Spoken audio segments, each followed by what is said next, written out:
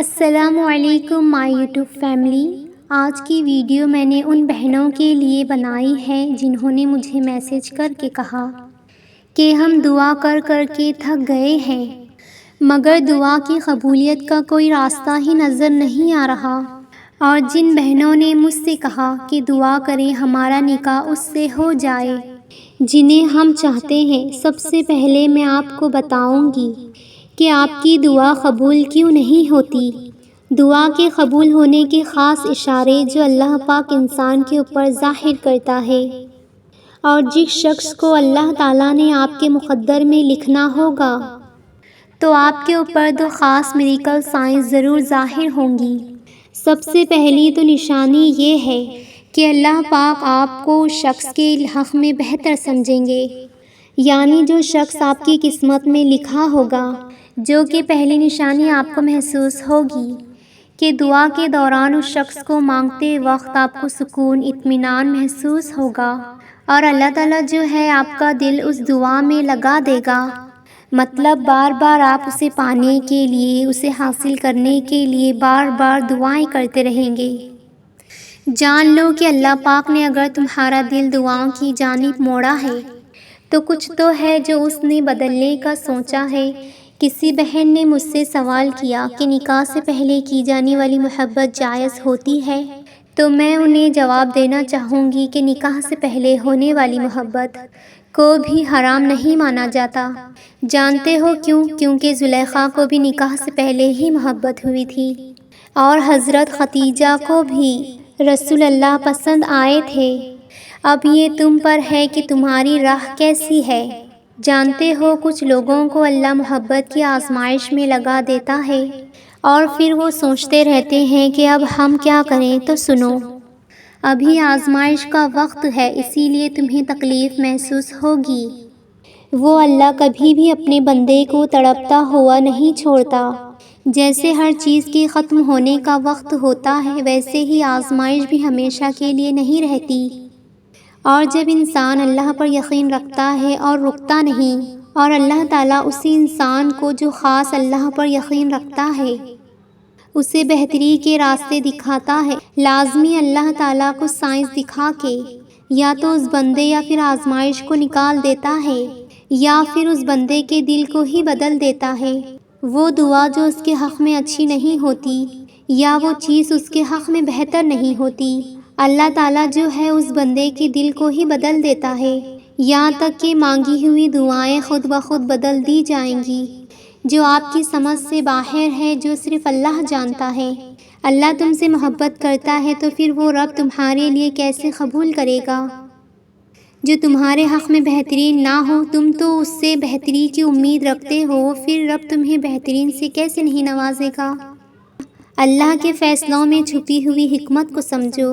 قرآن شریف میں اللہ تعالیٰ فرماتے ہیں، ہم تمہاری آزمائش کریں گے اچھے اور برے حالات سے، یعنی کبھی تم غور کرو، یہ الفاظ قبولیت اور دعا صرف تمہیں دلاسا دینے کے لیے ہی ہوتی تو کیوں حضرت یوسف علیہ السلام کو حضرت یعقوب علیہ السلام سے ملواتا؟ کیوں حضرت ہاجرہ علیہ السلام کو صحرا میں پانی پلایا جاتا؟ بتاؤ، اگر دعاؤں کی قبولیت نہ ہوتی تو کیا یہ سب ممکن ہوتا؟ تم سوچتے ہو دعائیں کیا ہیں، معجزے کیا ہیں؟ یاد رکھو، دعاؤں کی قبولیت اور معجزے تو تب ہوتے ہیں جب تمہیں اس رب کی شان پر سوال اٹھانے کے بجائے اس کی مصلحتوں پر یقین ہو، اس کی محبت پر یقین ہو، لا حاصل کے حاصل ہونے کا یقین ہو، ناممکن سے ممکن ہونے کا یقین ہو۔ جب سب امیدیں ختم ہوتی نظر آ رہی ہو، تب بھی اس رب کی قدرت پر یقین رکھو۔ معجزے تب وجود میں آتے ہیں، معجزے کبھی بھی اچانک سے نہیں ہوتے۔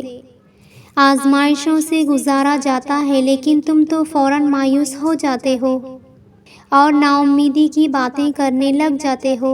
جس کو تمہیں پہلے رکھنا چاہیے اسے تم آخر میں رکھتے ہو۔ جب ہر طرف سے تمہیں ٹھکرایا جاتا ہے تو تم اس رب کے در پر آتے ہو۔ اس سے زیادہ خوبصورت بات اور کیا ہوگی کہ جب واپس لوٹتے ہو اس کے پاس تو وہ تمہیں تھام لیتا ہے، گرنے نہیں دیتا، تو اس ذات سے کیسے مایوس ہونا۔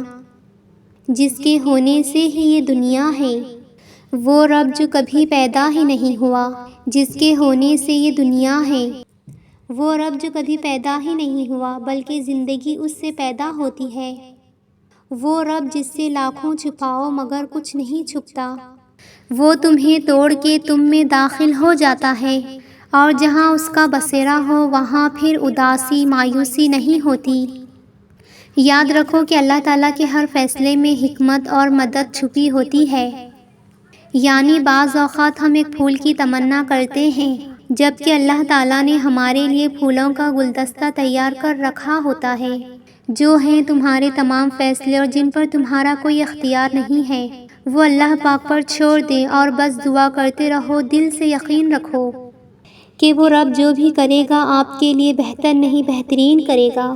آخر میں ان بہنوں کی جائز خواہشات کی قبول ہونے کی دعائیں کر رہی ہوں، خدا را کمنٹ میں آمین ضرور لکھیں، کیا پتہ کس کے آمین سے آپ کی دعائیں قبول ہو جائیں۔ اے اللہ کے صبر کرنے والے بندے بندیوں، تمہارے حصے کا آسمان یقیناً تمہارا منتظر ہے، جس پر اللہ تمہاری دعاؤں کے تمام رنگوں کو بکھیر دے گا، کچھ یوں اس طرح سے تمہاری دعاؤں کو سجائے جس کے حصار میں تم آتے ہی ماضی کی تمام تکلیفوں کو بھول جاؤ اور تم اللہ سے کہو، یا اللہ یہ تو وہی اجر ہے جس کے لیے میں نے صبر کیا تھا۔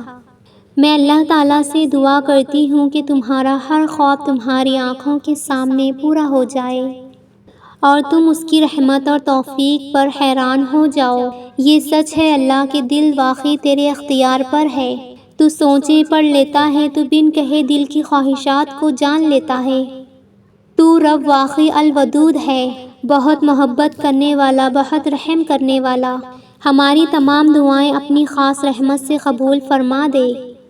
اے رب کائنات، شہنشاہ باری تعالیٰ، اس سفر کے مہینے میں ان بندی بندیوں کو وہ محرم دے جو ان کے ذہنی سکون کو تباہ نہ کرے، جس کے لیے ان کی خوشی، ان کا سکون بہت معنی رکھتا ہو، جو جھکنے میں شرم نہ رکھتا ہو، جس کو اپنی انا سے بڑھ کر ان کی خوشی عزیز ہو، جو اللہ سے قریب ہو، جو ان کے لیے سارے جہاں سے لڑنے کا حوصلہ رکھ سکے۔ اللہ سب بہتر کر دے، اللہ سب راستے بنا دے، اللہ آسانیاں کر دے، اللہ پاک کوئی راہ نکال دے۔ اللہ بے شک تیرے ہر کام میں ضرور کوئی بہتری چھپی ہوتی ہے، وہ بہتری ہمارے حق میں بہتر فرما۔ اللہ ہماری دعائیں قبول عطا فرما، صحیح مانگنے کی توفیق عطا فرما۔ یا اللہ برا وقت بہت دیکھ لیا ہے، اب اچھا وقت دیکھنے نصیب فرما۔ آزمائشیں ختم کر کے اب آسانیاں عطا فرما، سخت مایوسی سے بچا۔ یا اللہ ہم تجھ پر یقین رکھتے ہیں کہ تو سب ٹھیک کر دے گا، ہم تجھ سے اچھا گمان رکھتے ہیں۔ ہمارے پیارے نبی حضرت محمد مصطفیٰ صلی اللہ علیہ وسلم کے صدقے ہماری جائز خواہشات اپنی بارگاہ الہی میں قبول عطا فرما، آمین ثم آمین۔